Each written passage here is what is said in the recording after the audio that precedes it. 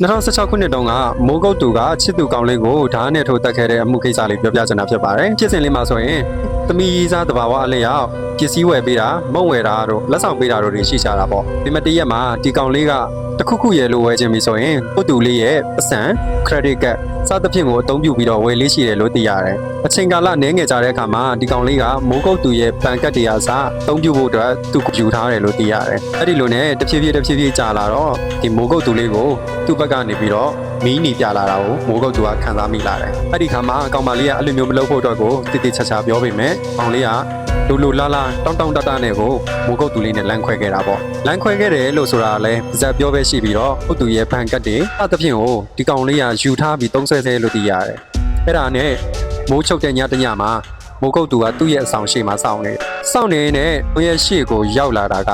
သူ့ရဲ့နောက်ထပ်ကောင်မလေးအသက်နဲ့ဆိုရောက်လာတာ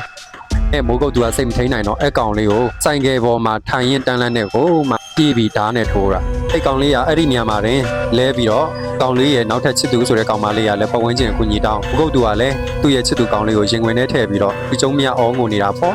ဒီရဲ့ဖြစ်စဉ် CCTV ကိုကြည့်ကြတယ်ဆိုရင်ကျွန်တော်ရဲ့ channel မှာသွားကြည့်လို့ရပါတယ်